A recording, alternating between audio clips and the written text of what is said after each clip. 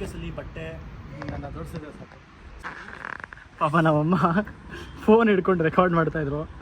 ಅವ್ರಿಗೆ ರೆಕಾರ್ಡ್ ಮಾಡೋಕ್ಕೆ ಗೊತ್ತೋ ಇಲ್ವೋ, ಬಟ್ ಅದು ಸಪೋರ್ಟ್ ಮಾಡೋಕ್ಕೆ ಕ್ಯಾಮ್ರಾ ಹಿಡ್ಕೊಂಡು ಏನೋ ಟ್ರೈ ಮಾಡೋದಲ್ಲ, ಸಿಕ್ಕಾಬಡೆ ಖುಷಿ ಆಗುತ್ತೆ. 5 ಸ್ಟಾರ್ ಹೋಟೆಲಲ್ಲಿ ಉಳ್ಕೊಳ್ಳೋ ಫೀಲಿಂಗೇ ಬೇರೆ.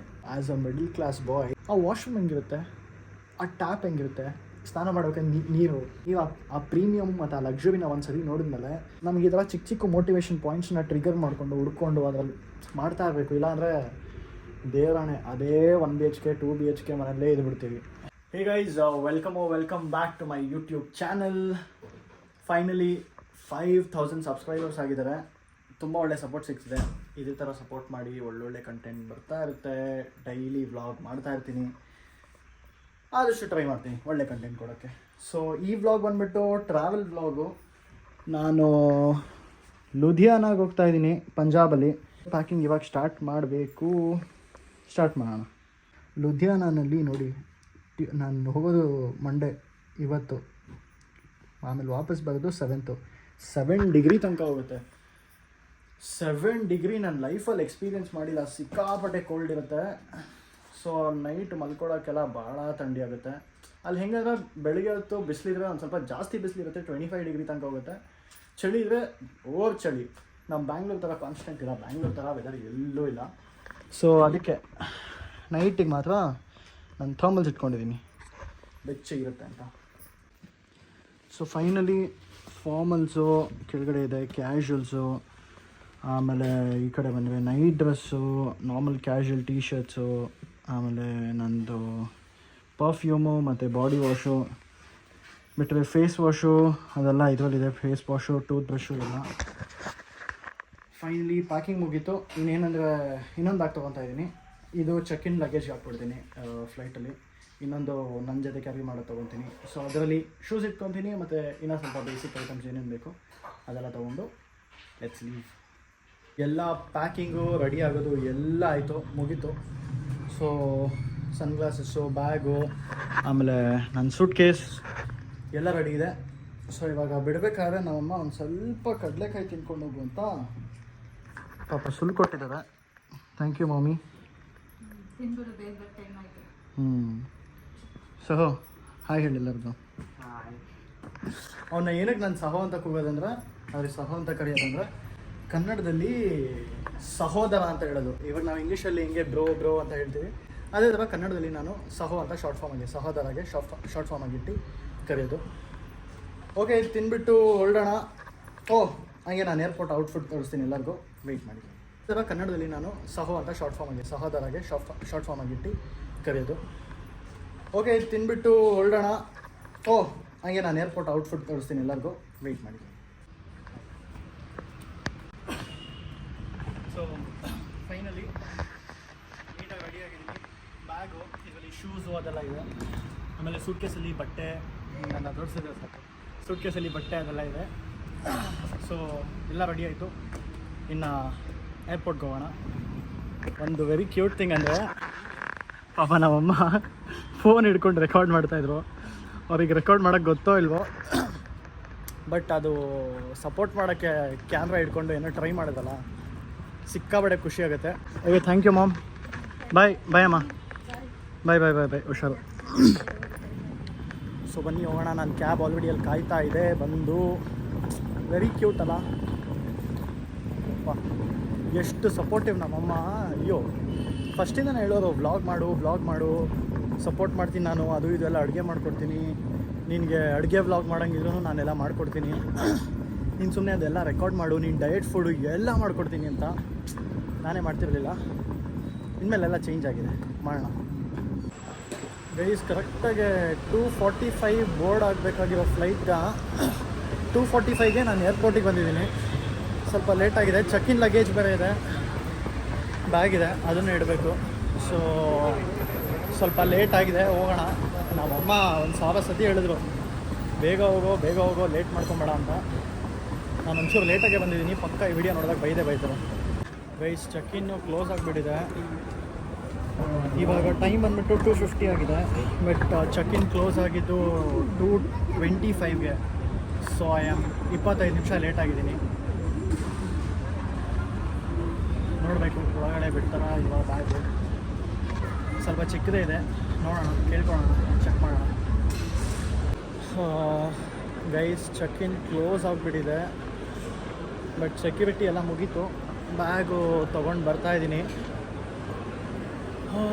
ಲೆಕ್ಕ ಹಾಕೊಳ್ಳಿ 25 ನಿಮಿಷ ಲೇಟಾಗಿ ಬಂದಿದ್ದೀನಿ.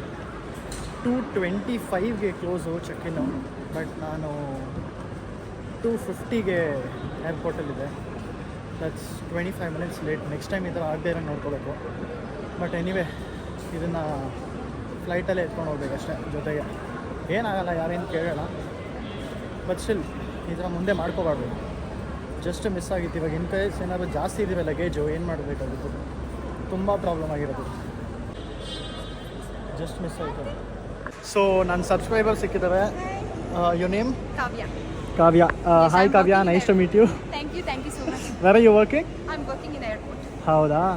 ಓಕೆ, ತುಂಬ ಖುಷಿ ಇದು. ಫಸ್ಟ್ ಟೈಮ್ ನನ್ನ ಬಂದು ಎಲ್ಲೋ ಒಬ್ಬರು ಮಾತಾಡಿಸಿದ್ದು ಅಂದರೆ ನೀವೇ. So you'll always be special ನನಗೆ. Thank you Kavya.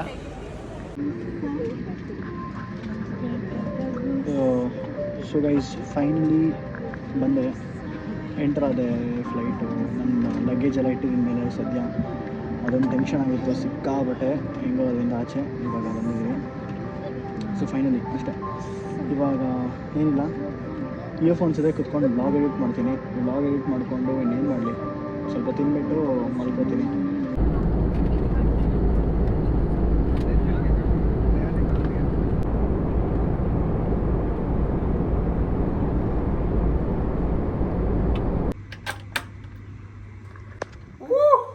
ಫೈನಲಿ ಇವಾಗ ಹೋಟೆಲಿಗೆ ಬಂದಿದ್ದೀವಿ. ಸೊ ನೆನ್ನೆ ಫ್ಲೈಟಲ್ಲಿ ವ್ಲಾಗ್ ಎಂಡ್ ಮಾಡಿದ್ದು, ಮತ್ತೆ ನಾನು ಕಂಟಿನ್ಯೂ ಮಾಡೇ ಇಲ್ಲ. ನೆನ್ನೇನಾಗಿಲ್ಲ, ಬಂದೆ ಹೋಟ್ಲಲ್ಲಿ ಚೆಕ್ ಇನ್ ಆಗಿ ಡಿನ್ನರ್ಗೆ ಹೋದೆ. ಡಿನ್ನರ್ ಮುಗಿಸ್ಕೊಂಡು ಪಟ್ಟಂತ ಮಲ್ಕೊಂಬಿಟ್ಟೆ, ಯಾಕಂದರೆ ತುಂಬ ಸುಸ್ತಾಗಿತ್ತು. ಆಲ್ಮೋಸ್ಟ್ 7 hours ಟ್ರಾವೆಲ್ ಮಾಡಬೇಕಾಗಿತ್ತು. ಬ್ಯಾಂಗ್ಳೂರ್ ಟು ಚಂಡೀಗಢ 3 hours ತೊಗೊಂತು. ಚಂಡೀಗಢ ಟು ಲುಧಿಯಾನ, ನಾನು ಪಂಜಾಬಲ್ಲಿ ಲುಧಿಯಾನ ಅನ್ನೋ ಜಾಗದಲ್ಲಿ ಬಂದು. ಸೊ ಲುಧಿಯಾನಾಗೆ ಬರೋಕ್ಕೆ ಮತ್ತೆ 3 hours ತೊಗೊಂತು. ಪ್ಲಸ್ ಅದು ಇದು ಎಲ್ಲ ಮುಗಿಸೋಷ್ಟೊತ್ತಿಗೆ ಇನ್ನೊಂದು 1 hour ಹೊರಟಾಯಿತು. 7 hour ಆಯಿತು. ಸೊ ತುಂಬ ಟಯರ್ಡ್ ಆಗಿದೆ. ಬಂದು ಊಟ ತಿಂದು ಇಮ್ಮಿಡಿಯೇಟ್ಲಿ ಮಲ್ಕೊಂಬಿಟ್ಟೆ. ಆಮೇಲೆ ಇವತ್ತು ಡೇಟು ಬೆಳಗ್ಗೆ ಹಂಗೆ ಪಟ್ಟಂತ ಕೆಲ್ಸಕ್ಕೆ ಹೋಗ್ಬಿಟ್ಟೆ. ಮತ್ತೆ ಏನು ಮಾಡೋಕ್ಕಾಗಿಲ್ಲ. ಸೊ ಅದಕ್ಕೆ ಇವಾಗ ರೆಕಾರ್ಡ್ ಮಾಡೋಣ ಅಂತ ಅಂದ್ಕೊಂಡೆ, ಯಾಕಂದರೆ ಒಂದು ಸ್ವಲ್ಪ ಬೇಗ ಬಂದೆ ಕೆಲಸದಿಂದ. ಏನೇ ಹೇಳಿ 5 star ಹೋಟೆಲಲ್ಲಿ ಉಳ್ಕೊಳ್ಳೋ ಫೀಲಿಂಗೇ ಬೇರೆ. ಎಲ್ಲ ಪ್ರೀಮಿಯಮ್ಮು, ಆ ಪ್ರೀಮಿಯಮ್ ಸರ್ವಿಸು, ಅದು ಎಸ್ಪೆಷಲಿ ನಾನು ಆ್ಯಸ್ ಅ ಮಿಡಲ್ ಕ್ಲಾಸ್ ಬಾಯ್ ಆ ಹೋಟ್ಲುಗಳೆಲ್ಲ ನೋಡಿದಾಗ ಯಾವಾಗಲೂ ಅನಿಸ್ತಾಯಿತ್ತು, ಈ ಹೋಟ್ಲಲ್ಲಿ ಏನಿರುತ್ತೆ, ಹೆಂಗಿರುತ್ತೆ, ಆ ವಾಶ್ರೂಮ್ ಹೆಂಗಿರುತ್ತೆ, ಆ ಟ್ಯಾಪ್ ಹೆಂಗಿರುತ್ತೆ, ಸ್ನಾನ ಮಾಡೋಕ್ಕೆ ನೀರು ಯಾವ ಥರ, ಆ ಶವರ್ ಹೆಂಗಿರುತ್ತೆ, ಆ ಟಬ್ಬು, ಆ ಬೆಡ್ಡು, ಅದ್ರಲ್ಲಿ ಮಲ್ಕೊಳ್ಳೋ ಆ ಸಾಫ್ಟ್ನೆಸ್ಸು, ಆ ಪಿಲ್ಲೋಲ್ಲಿ ತಲೆ ಹಿಂಗೆ ಹಾಕಿದ್ರೆ ಹಿಂಗೆ ಹತ್ತಿ ಥರ ಒಳಗಡೆ ಹೋಗೋದು, ಅದೆಲ್ಲ ಯೋಚನೆ ಮಾಡ್ತಾ ಇದ್ದೆ ಚಿಕ್ಕ ವಯಸ್ಸಲ್ಲಿ. ಯಾವಾಗಲೂ ಯಾವಾಗ ಇದೆಲ್ಲ ಎಕ್ಸ್ಪೀರಿಯೆನ್ಸ್ ಮಾಡ್ತೀವಿ ಅಂತೆಲ್ಲ. ಬಟ್ ಇವಾಗ ಫೈನಲಿ ನಮ್ಮ ಎಫರ್ಟ್ಸಿಂದ, ಲಕ್ಕಿಂದನೋ ಏನೋ ಒಟ್ಟಿನಲ್ಲಿ ಇವೆಲ್ಲ ನೋಡೋ ಯೋಗ ಸಿಕ್ಕಿದೆ. ಮತ್ತು ಇನ್ನೊಂದು ಎಲ್ಲರಿಗೂ ಏನು ಹೇಳ್ಬೇಕಂದ್ರೆ, ಲೈಫಲ್ಲಿ ಒಂಚೂರು ಎಕ್ಸ್ಪೆನ್ಸಿವ್ ಆದರೂ ಪರವಾಗಿಲ್ಲ, ಒಂದು 15,000 ಕೊಟ್ಟು ಆದರೂ ಒಂದೇ ಒಂದು ಸತಿ ಒಂದು 5 star ಹೋಟ್ಲಲ್ಲಿ ಉಳ್ಕೊಳ್ಳಿ. ಯಾಕಂದರೆ ನೀವಲ್ಲಿ ಹೋದಾಗ ಅಲ್ವಾ ನಿಮ್ಮ ಮೈಂಡ್ ಸೆಟ್ಟು ಎಷ್ಟು ಚೇಂಜ್ ಆಗುತ್ತೆ ಅಂದರೆ, ಇದನ್ನೇ ನಾನು ಡೈಲಿ ಲೈಫ್ ಸ್ಟೈಲ್ ಮಾಡ್ಕೊಳ್ಳೋಕ್ಕೆ ನಾನು ಎಷ್ಟು ಕಷ್ಟಪಡಬೇಕು, ನಾನು ಏನು ಮಾಡಬೇಕು, ಸಿಕ್ಕಾಪಟ್ಟೆ ಮೋಟಿವೇಶನ್ ಬರುತ್ತೆ. ಇದೇ ನಮ್ಮ ಡೈಲಿ ಲೈಫ್ ಮಾಡ್ಕೊಬೇಕಂದ್ರೆ ಇನ್ನೂ ತುಂಬ ಕಷ್ಟಪಡಬೇಕು. ಲೈಕ್ ನೀವು ಆ ಪ್ರೀಮಿಯಮ್ ಮತ್ತು ಆ ಲಕ್ಸುರಿನ ಒಂದು ಸರಿ ನೋಡಿದ್ಮೇಲೆ ಆ ಬರೋ ಮೋಟಿವೇಶನ್ನೇ ಬೇರೆ, ಆ ಬರೋ ಮೋಟಿವೇಶನ್ನೇ ಡಿಫ್ರೆಂಟು. ಸೊ ಲೈಫಲ್ಲಿ ಏನೇ ಆಗಲಿ ನಮಗೆ ಈ ಥರ ಚಿಕ್ಕ ಮೋಟಿವೇಶನ್ ಪಾಯಿಂಟ್ಸ್ನ ಟ್ರಿಗರ್ ಮಾಡಿಕೊಂಡು ಹುಡ್ಕೊಂಡು ಅದರಲ್ಲಿ ಮಾಡ್ತಾ ಇರಬೇಕು. ಇಲ್ಲಾಂದರೆ ದೇವರಾಣೆ ಅದೇ 1 BHK 2 BHK ಮನೆಯಲ್ಲೇ ಇದ್ಬಿಡ್ತೀವಿ. ಅಪ್ಗ್ರೇಡ್ ಆಗಬೇಕಂದ್ರೆ ಈ ಥರ ಎಲ್ಲ ಲೈಫೆಲ್ಲ ನೋಡಬೇಕು, ನೋಡಿ ಎಕ್ಸ್ಪೀರಿಯೆನ್ಸ್ ಮಾಡಿ. ಎಲ್ಲರಿಗೂ ಒಂದು ಟೈಮ್ ಇದೆ, ಚೇಂಜ್ ಆಗುತ್ತೆ, ಮಜಾ ಮಾಡಿ. ರೆಸ್ಟೋರೆಂಟ್ ತುಂಬ ಚೆನ್ನಾಗಿತ್ತು, ಬೊಫೆ ಸಿಸ್ಟಮ್ ಇತ್ತು, ಆಲ್ಮೋಸ್ಟ್ 100+ ಊಟಗಳಲ್ಲಿತ್ತು. ಬಟ್ ಅದನ್ನು ಬಿಟ್ಟು ನಮಗೇನು ಬೇಕು ನಾವು ಅದು ತೊಗೋಬೋದಿತ್ತು. ಲೈವ್ ಕಿಚನು ಚೆನ್ನಾಗಿದೆ.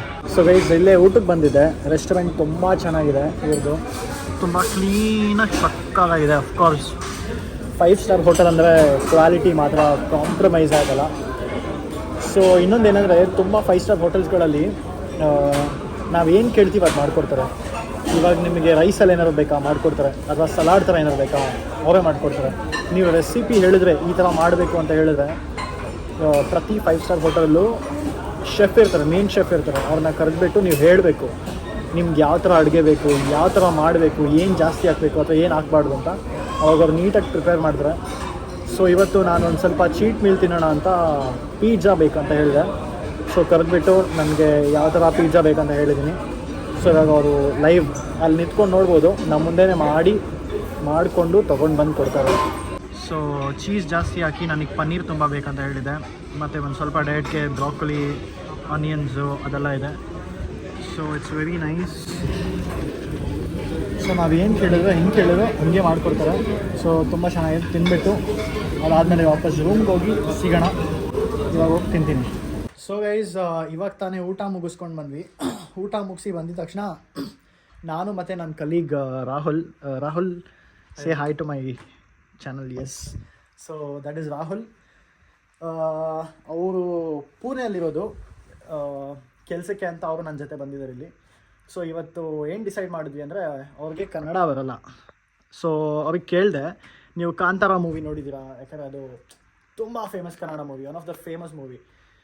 ಸೊ ಅವರು ಇಲ್ಲ ನೋಡಿಲ್ಲ ಅಂತಂದರು. ನಾನು ಅದಕ್ಕೆ ಸರಿ ನನ್ನ ಜೊತೆ ಕುತ್ಕೊಂಡು ಕಾಂತಾರ ಮೂವಿ ನೋಡಿ ಹೆಂಗಿರುತ್ತೆ ಹೇಳಿ ಅಂತ ಇವಾಗ ತೋರಿಸ್ತಾ ಇದ್ದೀನಿ. So bro, have you watched any Kannada movies before? No. Never? First time. Okay, have you watched KGF at least? Yeah, KGF, but in Hindi. Oh, in Hindi. How did you like the movie? Yes, the first part one is very good. Second part? Second, I didn't like it. Didn't like much? Okay. So movie ತೋರ್ಸೋಣ. Movie ತೋರಿಸಿ ಅವ್ರಿಗೆ ಏನು ಅನಿಸುತ್ತೆ ಅದ್ರ ಬಗ್ಗೆ ನೋಡಿ ತಿಳ್ಕೊಳ್ಳೋಣ ಬನ್ನಿ.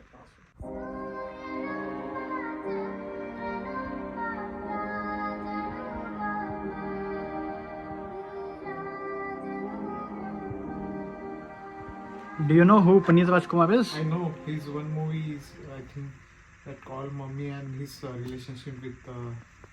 But you have seen Puneet Rajkumar. Yeah, I know. Puneeth Rajkumar ಎಷ್ಟು ಫೇಮಸ್ ಅಂದರೆ, ಅವ್ರಿಗೆ ಕನ್ನಡ ಬರಲ್ಲ ಅಂದರು, ಬ್ಯಾಂಗ್ಳೂರ್ಗೆ ಜಾಸ್ತಿ ಬಂದಿಲ್ಲ ಅಂದ್ರೂ ಪುನೀತ್ ರಾಜ್ಕುಮಾರ್ ಗೊತ್ತು ಅಂದರೆ ನೀವೇ ಲೆಕ್ಕ ಹಾಕೊಳ್ಳಿ ಎಷ್ಟು ಫೇಮಸ್ ಅಂತ. ಇವಾಗ ಬನ್ನಿ ಮೂವಿ ಕಂಟಿನ್ಯೂ ಮಾಡೋಣ. ಅವ್ರಿಗೆ ಮೂವಿ ತೋರಿಸಿ ಅವ್ರ ರಿವ್ಯೂ ಕೇಳೋಣ ಹೆಂಗಿದೆ ಅಂತ.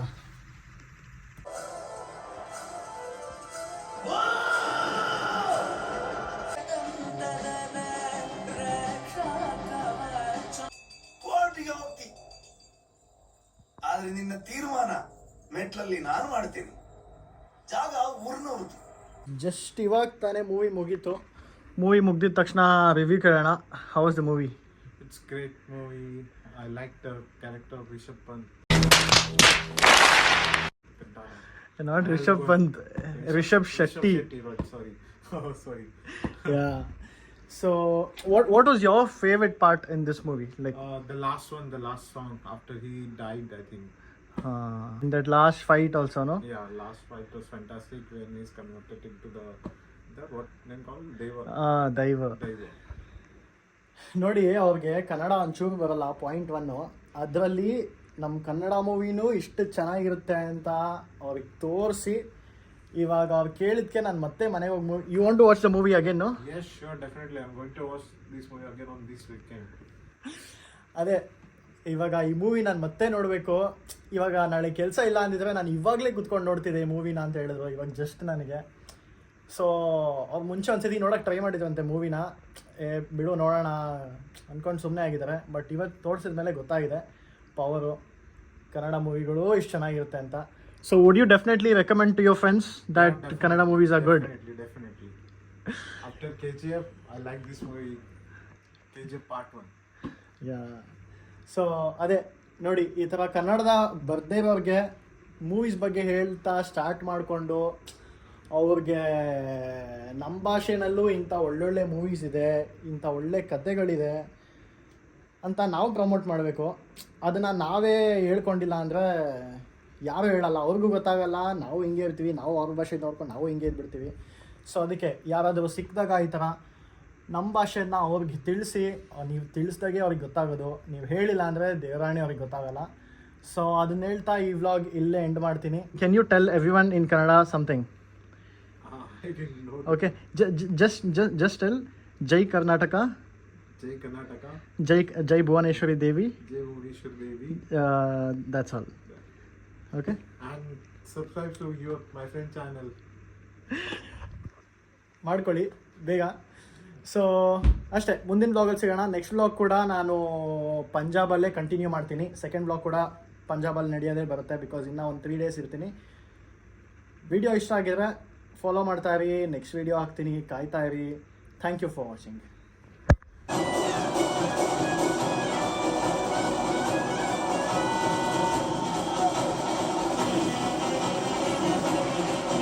How did you like the trailer of Kantara 1?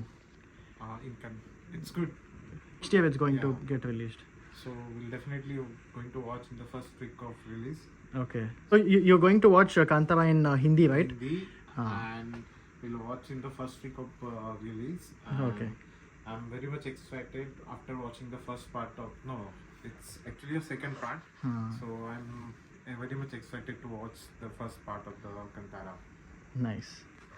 So ನಾನು ಕಾಂತಾರ ಮೂವಿನ ಪ್ರಮೋಟ್ ಬೇರೆ ಮಾಡ್ತಾ ಇದ್ದೀನಿ. ಇದನ್ನು ರಿಷಬ್ ಶೆಟ್ಟಿ ಏನಾದ್ರು ನೋಡಿದ್ರೆ ನನಗೆ ಅವಾರ್ಡ್ ಕೊಡಬೇಕು, ಬಟ್ ಅದೇ. ಸೊ ಫೈನಲಿ ಇವಾಗ ಇವ್ರ ಹತ್ರ ಕನ್ನಡದಲ್ಲಿ ಏನಾರು ಹೇಳ್ಸೋಣ. ನನಗೆ ಕನ್ನಡ ಕಲಿಯೋಕ್ಕೆ ತುಂಬ ಇಷ್ಟ.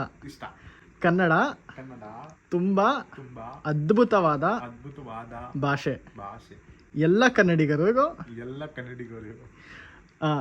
ನನ್ನ ತುಂಬು ಹೃದಯದ ಧನ್ಯವಾದಗಳು. ಅವಾಗ್ಲಿಂದ ನಾನು ಇಂಗ್ಲೀಷಲ್ಲಿ ಮಾತಾಡಿದ್ರು ಕೇಳಿಸ್ಕೊಂಡಿದ್ದಕ್ಕೆ. Thank you guys. No, I just told whatever you spoke in English, no, so the lot of audience would have not really understood. ಅವಾಗ್ಲಿಂದ ತುಂಬ ಇಂಗ್ಲೀಷಲ್ಲಿ ಮಾತಾಡಿದ್ರು, ಅದು ನಿಮಗೆ ತುಂಬ ಜನಕ್ಕೆ ಅರ್ಥ ಆಗಿರಲ್ಲ. ಅದಕ್ಕೆ ಅವ್ರ ಕೈಲಿಂದನೇ ಹೇಳ್ಸಿದ್ದೀನಿ.